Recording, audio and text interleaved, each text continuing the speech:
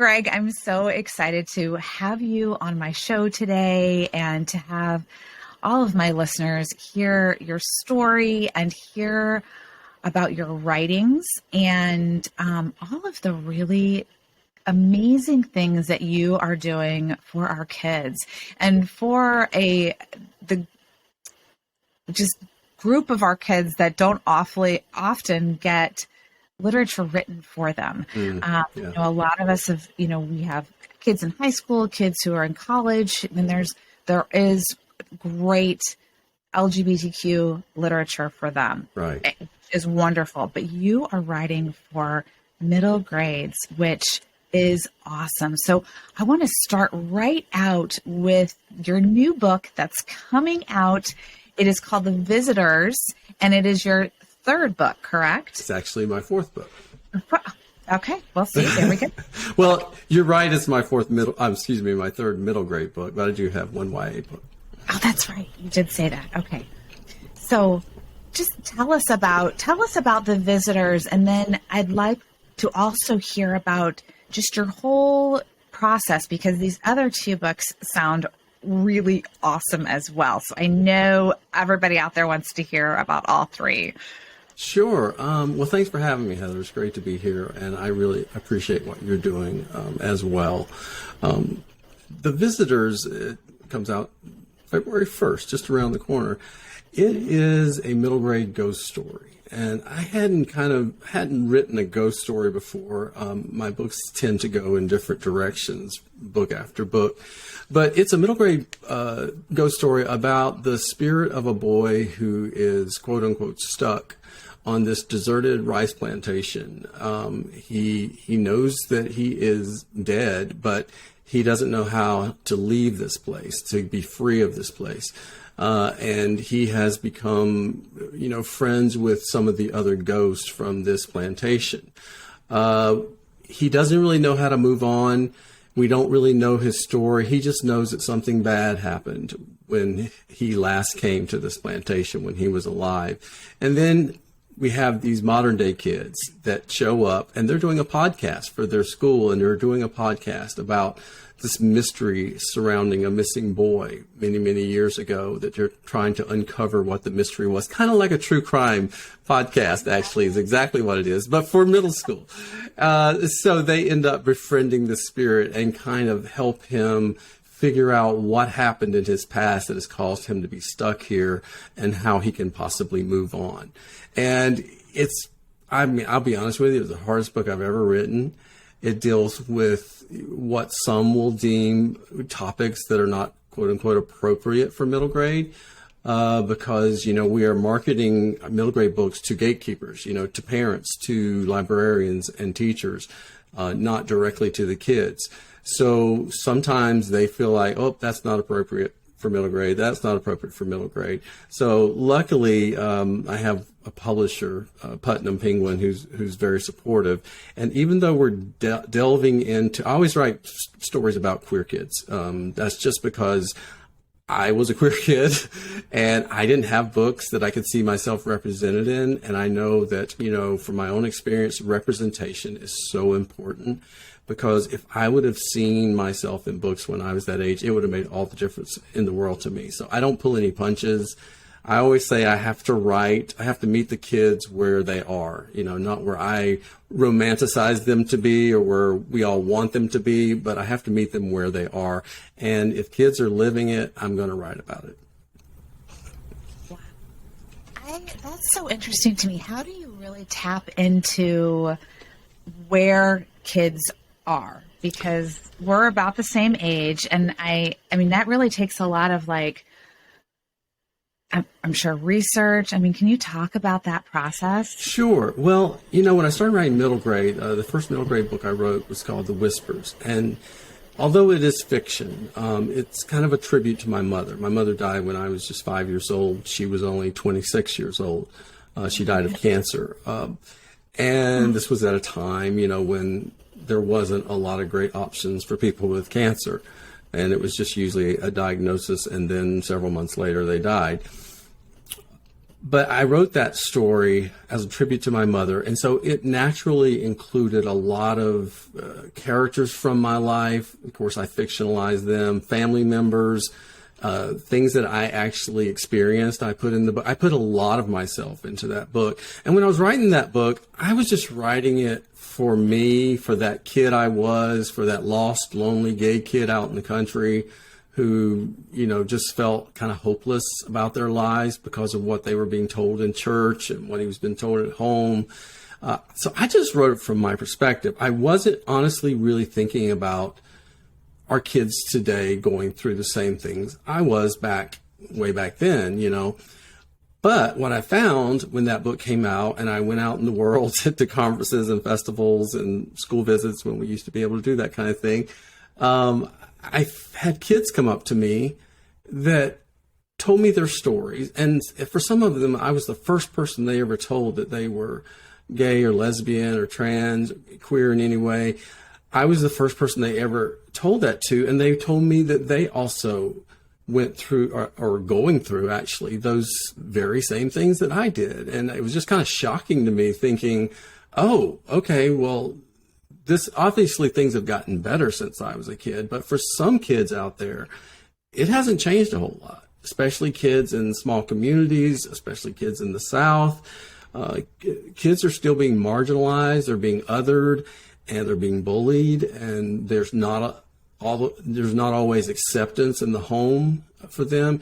So it's very surprising to me that kids today are going through the same thing. So as I, continued on this middle grade journey, and I wrote my next book, Middle School's a Drag, which is kind of a fun, upbeat book about it's about a 12-year-old boy who he considers himself kind of an entrepreneur. So he starts his own junior talent agency and signs up all the talented kids in school to his talent agency.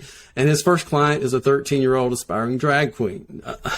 So it's a lot of fun. But for that book, I kind of took the next step I had talked to a lot of kids that were this age from, being on tour with the Whispers and getting letters and emails from them. And I kind of had a better sense of, okay, things haven't changed a ton, but they have changed some. And I want to kind of lean into the positive changes that have occurred for kids today. For instance, in that book, Middle School's a Drag, the parents are very accepting. They're very supportive of their gay son.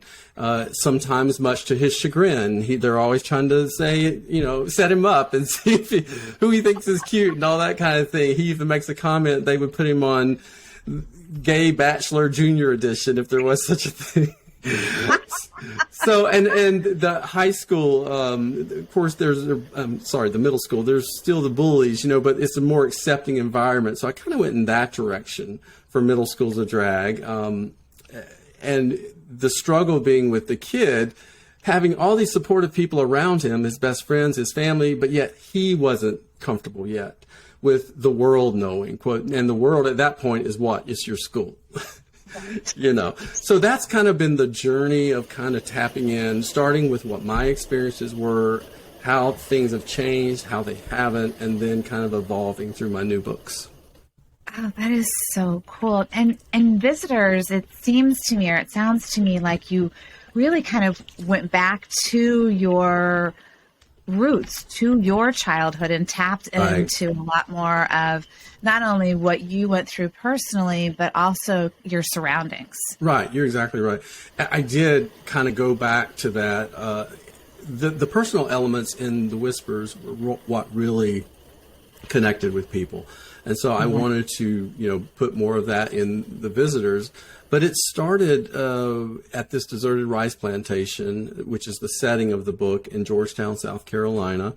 And I grew up just down the road from a deserted rice plantation in Georgetown, South Carolina. So I knew that setting and the feel of the area very well. And this plantation was supposedly haunted. I believe it is haunted. But me and my brother and my two friends would ride our bikes down there in this creepy, long dirt road, just like I describe in the book, to get to the manor house. But the first thing you come upon is the old, what they call the slave village. It's where the enslaved people lived, and there's still a few cabins there. They're kind of run down. When I was a kid, I thought this place was beautiful and magical. You know, I just had all this romanticized view of this plantation and what it was like, because when I was a kid, we were taught this very actually whitewashed, you know, history of that area and of the antebellum South and of these plantations. You know, we were told things like, oh, well, you know, the planter treated the enslaved people like family. It's like, okay. You know, things like that. And they were treated so well. And this planter at this plantation even built them a chapel and blah. You know, so we were given this very skewed view of that time.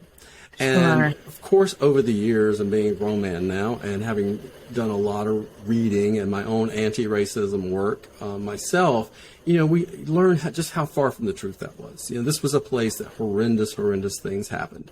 So I wanted to address that in this book because, quite frankly, it's a subject that young white readers don't really have to think about if they don't want to.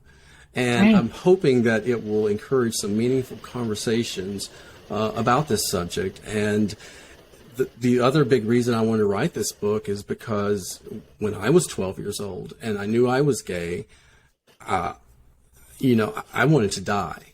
I literally thought about death all the time when I was 12. I thought about ways to kill myself, which is shocking even to hear myself say right now. But I was, you know, like I said, in a religiously oppressive environment. And there weren't a lot of options for me knowing that I was attracted to boys. I knew that was not a possibility in the life that I was living. And so I was incredibly depressed. Of course, we weren't diagnosed with depression back then. So I was dealing with this depression, had a horrible stepmother because, you know, I told you my mom had passed and it had this abusive stepmother in the picture. And of course, the bullying at school, the bullying actually from the pulpit, it was a lot for a 12-year-old, you know, and that's just the time when I really realized that I wanted to die. So I wanted to explore that in this book. It's a subject that's not really dealt with a lot in middle grade, but the fact is it's happening every single day and kids are getting younger and younger and younger. And it's something I feel like we need to be talking about. Those were kind of the two big reasons why I wanted to write this book. And I found a way to kind of marry them both. Wow. That is really, really extraordinary. I cannot wait to read this because I think that, and talking, you know, kind of going back to talking about, you know, you doing your anti-racism work and really kind of addressing that in this book. It is so timely, right? And you're right. I mean, so many kids who read this are really have the choice of whether or not they have to think about it, right? Or may not be faced with it, or, excuse me. So I think there are three really timely, amazing topics that you address in a way that is so honest and accessible. And to me, I feel like this is a book that not only middle grades can read, but that all grades should read, including adults. Yeah, and that is the case with all my books. I mean, they're written with that age group in mind, but they're read by all ages. And I want to write books for, you know, middle grade readers, but I want them to be books that their parents will enjoy reading with them, or teachers will enjoy reading with them. So I try to make them kind of span those age groups. Right. Well, which is, you know, you've kind of, this is going to be a total aside, but stick with me for a second here. So in our house, we are very big Harry Potter fans. And I'm a reluctant Harry Potter fan. It took me a long time to be talked into it. And then once my oldest talked me into it, I've now read the series through 3 times, twice out loud and then once quietly. But the writing, right, it is meant for middle grade readers. Technically, it's a middle grade series. It's technically middle grade. It does get very dark at the end, but it is. I just thinking about the whole idea of reading this aloud to your child you have hit on such an awesome thing, because in reading this to your child, all parents will gain so much insight, and they will be able to see things through their kids' eyes. And it's at least sounds to me like it will present opportunities to have conversations that are so needed, and in a way that's just really natural and not scary. So yeah, and you hit on something very important, because excuse me, I'm so sorry. When we try to keep these books out of the hands of students, which is going on now, and my books are on these lists that are out there that they're trying to take from the shelves. When you do that, you're doing a few things. One of them is you're erasing those kids. The kids that are represented in those books, the marginalized kids, the othered kids, queer kids, you are erasing them, and you're erasing some of the only representation they're going to find of themselves. The other thing you're doing is, going back to your point, you're excluding yourself from the conversation. Because in a lot of times, we know that if a kid wants to read a book, they might find a way to read the book, you know? Right. Well, we did, right? Exactly. But what you've done by, quote unquote, banning or taking them off the shelves, you just removed yourself from the conversation when you could be having meaningful conversations about the book with your child. Right. Right. And it's going to be uncomfortable. Yes. And that's okay. Yeah. I mean, being uncomfortable is okay, because that is where growth happens. And that's where really, if you can sit with that just uncomfortable feeling, some really cool things happen, and really amazing connections happen with your kids. Right. That, just, if you can just sit with it, sit through it, and then take your own time to kind of process and be like, okay, yes, this was hard. Why was it hard? Why is that hard for me? Right. Because there's so many things that as adults, there's a whole host of things that need to be worked through. Right. But, and sometimes we haven't dealt with it either. Well, right. Exactly. And we don't even realize we haven't dealt with it until we're reading a book with our kid, or reading an article. Exactly. Yeah. And I think too, like, just kind of circling back to some of these conversations, I mean, having a conversation about suicide, having a conversation about racism, having a conversation about queer kids, whether your kid is queer or whether their friend is queer, or just being an accepting human being. Right. Those are scary conversations. Right. For a lot of parents to have. And you have opened the door in a way that takes some of that scariness away. Well, I hope so, because the other important thing about kids reading these books, I don't want just queer kids to read my books. I want a lot of different people to read my books, because you learn empathy when you read stories about marginalized people, about othered people. You get a perspective that maybe you don't have to think about. If you're a straight, cisgender, white kid, reading a book about a queer person of color, a queer kid of color, you're learning things that you're never going to necessarily address in your daily life. And it does teach us empathy. Oh, for sure it does. Right. I mean, it absolutely does. And I think that's one of the reasons that it should be, if not required reading, suggested reading. And on these lists of, books that will enrich your life or make you think, or, explore. So many things are suggested, right, for us to explore different arenas. Right. This is just one more, right? So I think part of this work is also, again, normalizing it. Right. And, there's one of the subjects in this book that some gatekeepers are going to say is not, well, there's probably more than one, is just not appropriate for middle grade, is the suicide of a 12-year-old boy that's addressed in this book.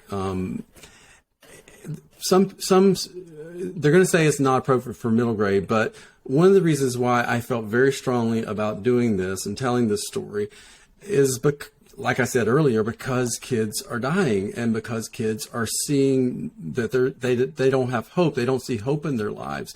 And if I could give you if you don't mind me just giving you a couple of statistics here, a few statistics. This comes from the Trevor Project, some facts they pulled together, but I'm just going to read a few of them so we can understand. Suicide is the second leading cause of death among young people ages 10 to 24.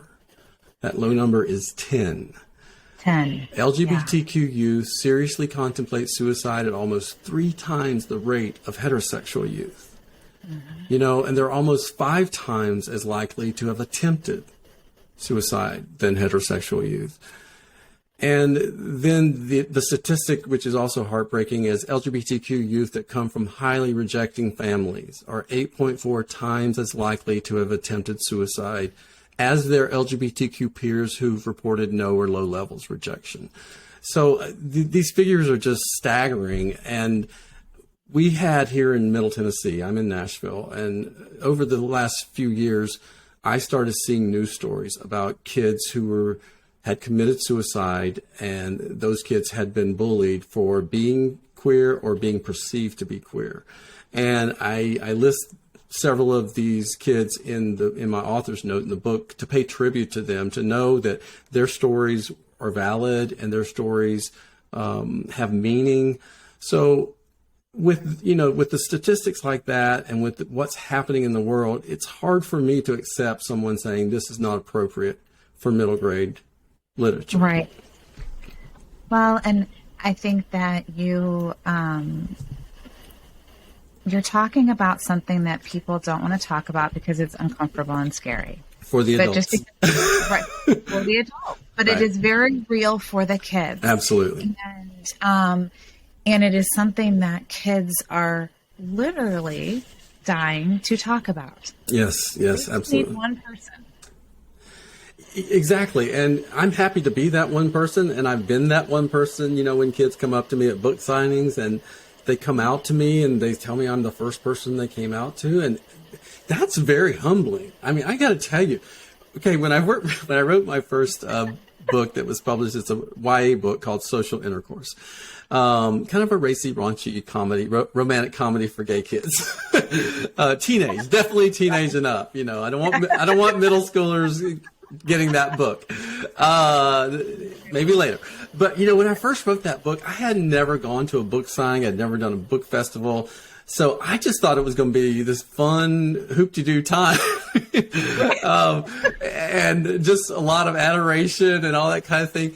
But when the first kid at my table comes up to get me to autograph Social Intercourse and they tell me I had not seen myself in a book until I read this book, or this book helped me through some really dark places and some dark moments in my life. And I am gay, I'm lesbian, I'm trans. I've never told anyone.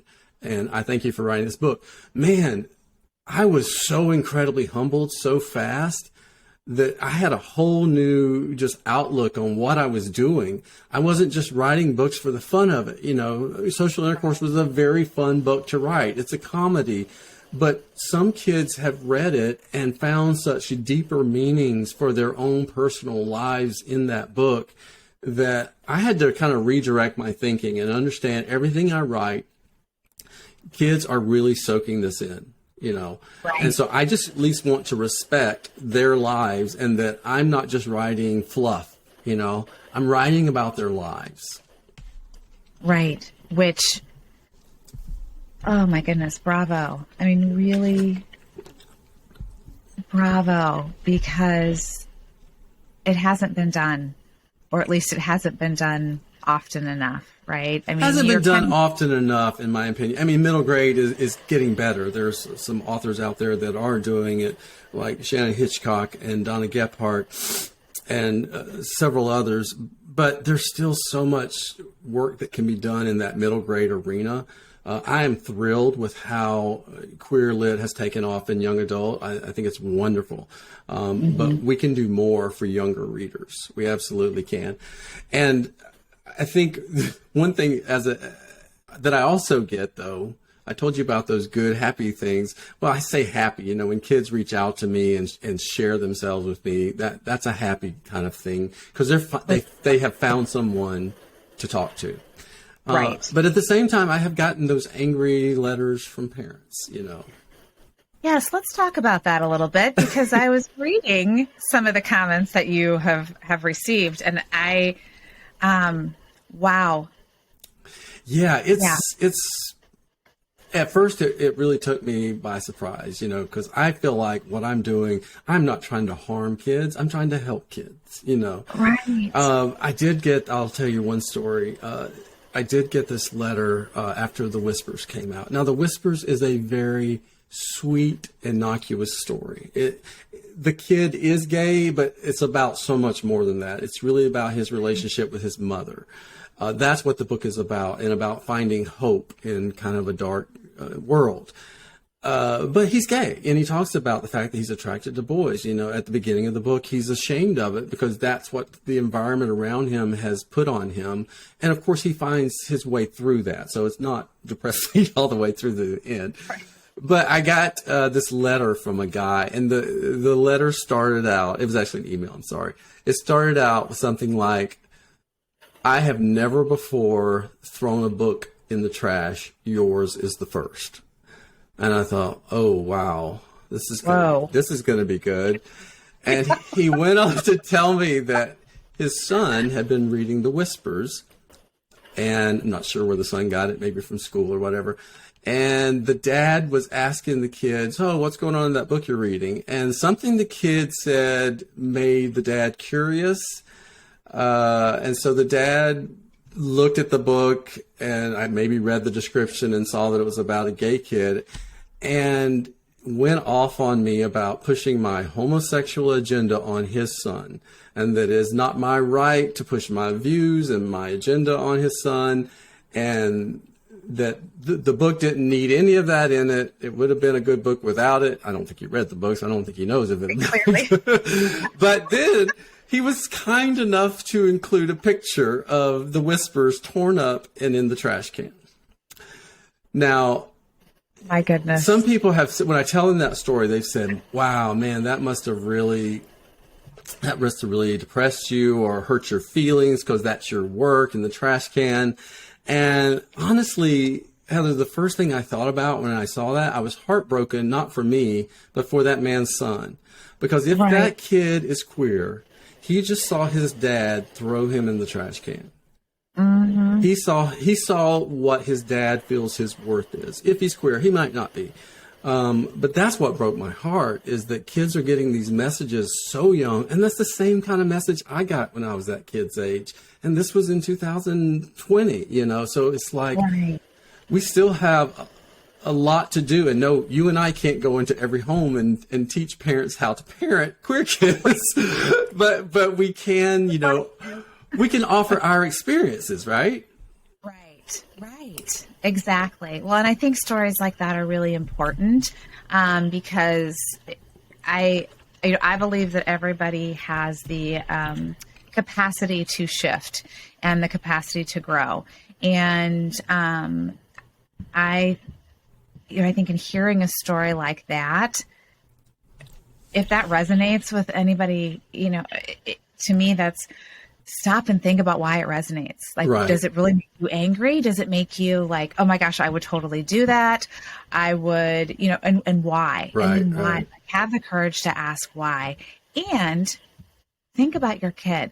Like, this is, I always kind of go back to, like, it's one thing to allow yourself to process through. Like, every adult needs like their process time, but the process time needs to be separate from what they're showing to their kid. Right. Exactly. Think about how tearing a book up and throwing it in the garbage, like how that's affecting your child, or what the language that you're using, the words that you're using, the thoughts that you're conveying.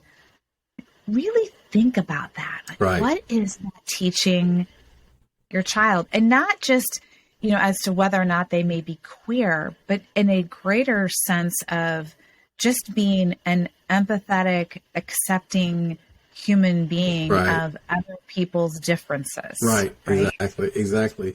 And going back to that parent, and what you're saying, I know you talk a lot on this show about parenting queer kids. It was kind of the point of it, I guess. But it reminded me, that guy, I kind of saw that guy as one-dimensional, and I can't see him changing because of what he did. Now, that's unfair of me, because there's always, like you just mentioned, there's always the possibility of change and of growth. And I have my own experiences of being a queer kid. I knew I was gay. I knew I liked boys when I was 5 years old. I mean, my earliest memories of watching the kids shows, I was attracted to the boys. I knew that, and I know I was 5 because my mom died when I was 5. And I remember thinking these things while she was still alive. So that's kind of how I understand that it was around 5. But my father, which is what I was getting to, my father wasn't like that man I just described. He was a very religious man. And we went to a Church of God. It's a Pentecostal holiness organization. I know you're familiar with it. Yes, and the kind of environment I grew up in as a queer kid was an environment of omission. Nothing about who I was ever talked about, meaning, my queerness. I didn't, like I said, I didn't see myself on television, didn't see myself in movies, didn't see myself in books. And during that era, if I did see myself in movies, it was in some horribly tragic way, which gave me no hope. But Right. my dad went from being the one who ignored it. He didn't make too many comments about it, or I'm not talking about me, but just about, gay people in general. There were a few comments I remember, and every time he would make one of those comments, I would die a little bit inside, to be honest with you, because I took it as him talking about me. But over the years, he did change. And I remember when I first came out to him, I was a grown man. I must have been 30 something, and I was in a relationship, and I'm still doing this, going down there for Christmas and leaving my partner here. And I just didn't want to do that anymore, because that was just living this dual life that I was trying to get away from. But I remember taking my dad for a ride in the car, and I just told him, I was like, I got something I want to tell you. And he said, okay. And he must have been in his 50s or 60s at this point. I said, you probably know this, because I assumed that everyone knew. I said, you probably know this already, but I'm gay. And he got very quiet. And then he said, well, no, I did not know that, which I was really shocked by that. He'd not even suspected. And I said, I know how we were taught in church, and so how does that make you feel about me? And what's your take on that? And he said, all I know is that you're my son and you're a child of God, and that's all that matters, as long as you're happy. And that was just a beautiful moment. And it was almost like that's all he had to say. And that was the end of the conversation. And I was okay with it. That was enough for me at that time, But the point is, people can change. And parents can change. So when I get so angry at this father who tore up the book and, what message that is sending to his son, I'm just hoping that there's room for growth and change there. Well, I think, in cases like that, to me, that signals such fear. Right? There's so much fear. Oh, that's good. Yeah. Right. And where does that come from? Not that we could spend years trying to figure out everybody's, the source of their fear. Exactly. But I do believe when we get those responses like that, I think about that. And I think that's probably something that I've used to kind of process through family members who have said things to me and other people who have said things to me. I look at it and I think, okay, you're afraid. Right. You're right? You're afraid of my shifts. You're afraid of my, my child or whatever, what I'm putting out in the world. And, and that's on them to figure, right? I mean, all I can do is be in what you're doing. I mean, being authentically you. That's all I can do. Right? That's all we can do. Yeah. And then the rest is,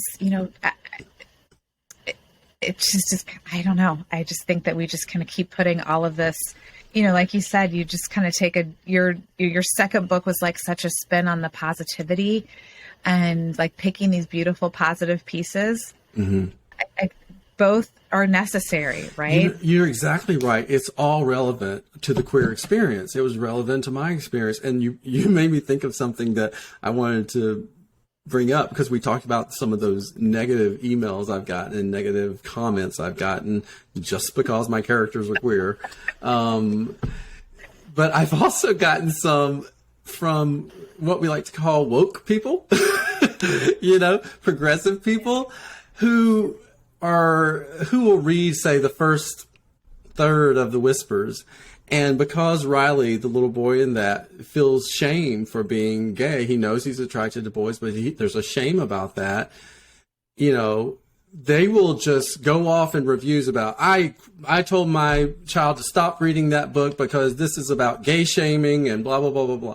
And first of all, okay, you haven't read the book, because Riley's journey, he gets to a very healthy, positive place with both his family and himself. It's a journey. It's an arc. You have to have an arc, but but it also discounts people's experience or kids' experiences who do feel that way. So I hope that progressive people, is the best term I can come up with right at the moment, who don't want their kids to get any kind of negative messages about being queer. That is certainly not my goal. My goal is to meet kids where they are. So if they are feeling shame because of what's going on in their life, I'm going to address that. But I will promise you that in all of my books, these kids end up with hope. And that is the point of my books, is to give queer kids hope. Love that. So keep reading to the end. Exactly. Well, and I think you have to, you are naming things that our kids go through. Exactly. You may not want your child to feel shame. You may not want them to be bullied. You may not want those things or to recognize that it is happening, but it is happening. It is. And there's, I remember Connor felt such incredible self-loathing for so long. And there was nothing I could say to make that go away, right? I couldn't say, well, you shouldn't feel that way, right? Because that's completely invalidating his experience. Right. And it's part of their experience. And, circling back, having literature like yours to read where they can see themselves is so vital. Right. And just kind of allowing, again, it's uncomfortable. It's uncomfortable that your kid might feel shame. Right. And I appreciate that there are parents out there who only want their kids to have positive messages about queerness and about being queer. I appreciate that so much. I would just say, just recognize that some kids are dealing with a different aspect of that. They're dealing with a polar opposite of that, and their stories are valid too. And they need to, their stories have value, and they need to be represented and seen. So just, stop reading the book because the kid was ashamed of being gay. Well, again, you're erasing the kids out there who do feel ashamed. Right. Exactly. And I think, again, kind of just thinking about the value that even, queer kids advocating for other queer kids, like this is going to give empathy, teach them empathy in a way that nothing else they read or learn or are told can do. Right. So absolutely, none of us want our kids to have negative experiences ever. But it's right. And I know I'm going to get that pushback in the visitors. because it's about, there is a story in it about a queer boy who's bullied and he does commit suicide. And I know I'm going to get the same kind of pushback about this shows a, dire, bleak future for any queer kid. But again, kids are dying, and we have to honor their stories. But like I said, I promise in all my books, there is hope and there is a way forward for those kids. So, if the Visitors saves even one kid out there who was feeling lost and hopeless and thinking about suicide, and it gives them hope, then it will be worth any pushback I get, any horrible emails, any bad comments, any bad reviews. I can take it. I'm a grown man, I'm a grown person, and I can take the heat if it will save even one kid out there. Absolutely. Absolutely. And I think that this, maybe not the spin, but another way of thinking about this is that this opens up, for any parent who's like, I don't want my kid to, read about suicide or read about this, right? This opens up a conversation. Right. Because these conversations need to be had. And I actually just interviewed yesterday the lady who founded the Teen Suicide Prevention Society. And she was fascinating, and just what she's doing is extraordinary. And, a lot of shared, a lot of these same statistics and that we know are true. Right. And so I just, and part of her thing was, we need to make it easy to have these conversations. Right. Exactly. So that is what your book does. Right. And it's also this, I'm so sorry. That's right. There's the myth that kind of shoots down that myth that talking about it will make it happen. Not true. That's interesting, Heather, because I have heard that, and I think that is the basis of some of the fear. I know it is in some cases, but I'm glad you brought that up, because it's almost like they fear that if a queer kid reads about another queer kid who commits suicide, that they're going to do it. And that, first of all, that is giving these young readers so little credit. I mean, it's giving them so little credit. But yeah, as a parent, I guess people do fear, if they read about being queer, they're going to be queer. Which is ridiculous, but I guess that thinking is out there. It's totally out there. Oh, wow. Wow. It is, I will, between reading about it and then, being friends with somebody who is, it might be contagious. Right. FYI. I wonder if that is what a lot of times is behind all these book banning issues, And I think it's also the fear of something that they don't understand. Oh, for sure. Recently, I was told about, I don't watch Fox News. If some of your listeners do, that's fine. But it's not a network I watch, but I was told that my book was talked about on Fox News on Laura Ingram's show called The Ingram Angle. And I was like, what? What? And what happened is this school board director in Pennsylvania emailed me and said that they had just finished reading Middle Schools of Drag and loved it and just thought it was wonderful, and, pat myself on the back here. And that if they'd have been a gay boy when they were 12 in middle school, it would have made them feel like they weren't alone in the world, all these great things.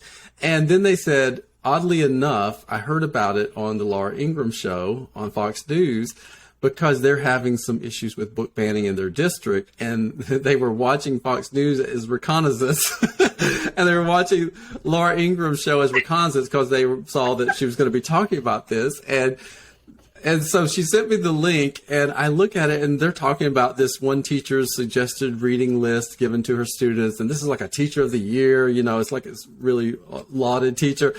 And Laura Ingram's like, and what are the books on this list? And boom, right on the screen is the cover of my book, full screen, Middle school's a drag. You better work, which has, on the cover, it has the boy, Mikey, and it also has the aspiring drag queen, Julian, on there.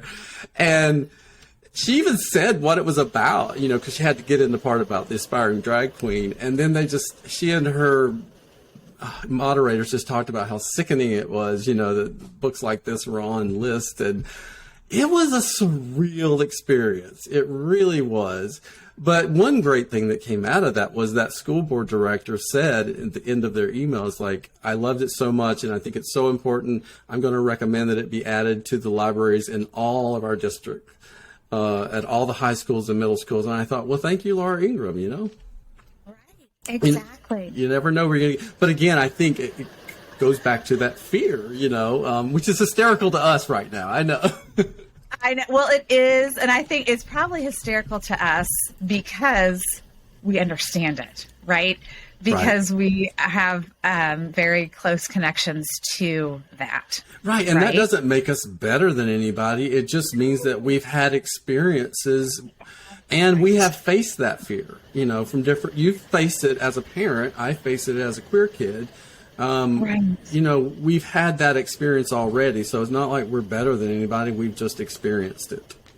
Well, and I think that's kind of how I view, oh my goodness, it's the last thing I think. I think I'm, and I think you may feel the same way. Like, we're just out here saying, okay, we did it. You can do it too. Right. Exactly. You can do this too. Right. And seeing things like that when you do think, holy cow, that is craziness. Yes, it is. But then you also are like, yeah, okay. You can recognize certain pieces of it, right? And kind of understand where it's coming from. And then you're like, okay. There are positive things to come from it. Exactly. And these kids that are finding their voice. I mean, let me say the positives, of getting emails from parents, because we kind of talked about every end of the spectrum, from progressive people not liking it because it kind of shows the reality, to people who are just against it altogether. But there have been so many beautiful letters from mothers and fathers and caretakers and guardians that they read one of my books with their kid, and they tell me that their kid came out to them because they read this book and they read the book together. And how it really brought up some meaningful conversations that they had not yet had, even with social intercourse. As I said, it was raunchy and racy, rom-com. But even that one, a friend of mine from college said, I gave this book to my 17-year-old son, and he said, I need more books like this. I'm gay. And so there's those things happening out there that give me so much hope and just make me want to go on, just write more, Right. Well, it gives you that okay, I can do this, right? It reminds you of why you're doing it. Yeah. But that's exactly it. It reminds you, and you realize, okay, it's making a difference. Right. Right. Right. It's touching lives. It's saving kids. And that is the ultimate, right? That's your ultimate. Exactly. I mean, and thank goodness do you mind me asking, you talked a lot about being 12, feeling hopeless, knowing from age 5 that you were queer.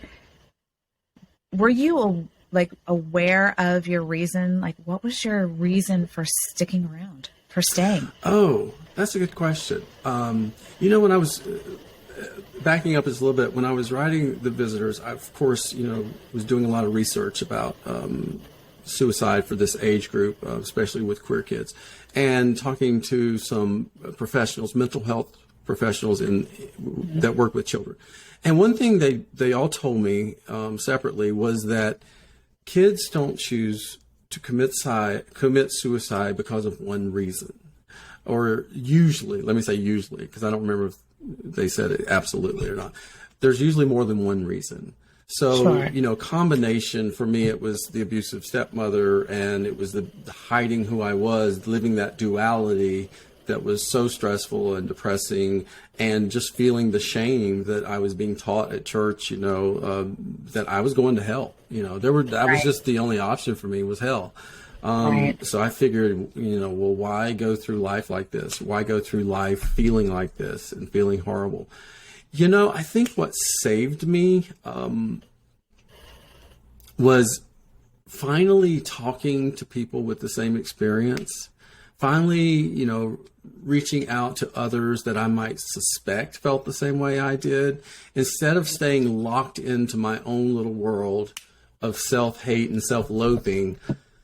I started reaching out, that continued from the time I was 12, even through college. I was still because in college I was still very closeted. And I was starting to reach out to people, though, and talking to people. And once I realized that I wasn't alone, that I wasn't the only 12-year-old in the world out there who felt this way, because when you're 12, well, let me say when you're 12, when I was 12, yeah, right. There are no phones. There is no connection to the outside world. I thought I was the only kid that had this problem. And yes, I thought it was a problem back then. So I think just reaching out to people and talking to people and finding people who felt the same way I did gave me hope and kind of brought me out of that dark spot. I love that. I kind of wondered, but I thought that might be a good thing to put out there. Well, I appreciate the parents out there who are willing to have those conversations with their kids. And give them some positive feedback and some hope. I didn't have that. I couldn't go to my dad or my stepmother and tell them this. But I know that there are a lot of great parents out there like yourself who kids can talk to. And I just encourage parents just to let your kids know that there's nothing they can't talk to you about. There's nothing that's going to make you love them any less than you do if they tell you. You want that open line of communication, right? Right. I mean, that's the biggest thing. That is the most important thing for them to know and to feel like they're being seen and heard. Right. If I would have had a parent say that to me when I was 12, son, if there's anything you ever want to tell me, no judgment, no shame. You can tell me anything, and we'll work through it. And it's not going to make me love you any less. Oh my Lord, how different my life would have been through those horrible years. Right. I mean, yes, really, really. But I'm so grateful, so very grateful that you had a reason for staying. And, through all of that, because that is pretty horrific for a long period of time. Yeah. It was just, a year or two. Isn't that what we all want? We just all want to know that we're not alone, right? Absolutely. Oh my gosh. If you can give that gift to somebody, that's worth everything. It's worth everything. Mm-hmm. Yeah. That's why I do what I do. Exactly. And I appreciate you doing it. So, well, it is my honor, really. Like you, I feel humbled all the time. Yes, so, yes. It is a gift I am grateful for. So, is there anything else that you would like to share? This has been so much fun and so wonderful. It has, and I think if there's any final thought to share is that just how much representation matters, and giving kids access to books in which they can see themselves can change their lives. It really can. I've said often that librarians, are my heroes, and because they're on the front lines, right? Yeah. So we need to support them because librarians every single day are not only changing lives, but sometimes they're saving lives. Just by putting the right book into the hand of a kid that needs it can save that kid's life. Yeah. And I'm heartbroken by what's going on in the world with keep pulling books off the shelves. But if we can just keep putting the message out there, you and I and your listeners, that kids need this representation. They need to see themselves in books, and it will save their lives. Just keep pushing that message and sharing that message. Absolutely. Absolutely. And every single voice matters. Every story matters. Everyone has a story, and everybody's story has value. That's right. That's right. So those are powerful words to remember and a really lovely way to end today. And I'm just grateful that you took time for my show and all of my amazing listeners. And I will put in the show notes all the links on how to get the visitors, which is coming out on February 1st. That correct? Is right. Yes, absolutely. All right. Thank you for having me. This has been wonderful. Oh, you are so welcome. So very welcome.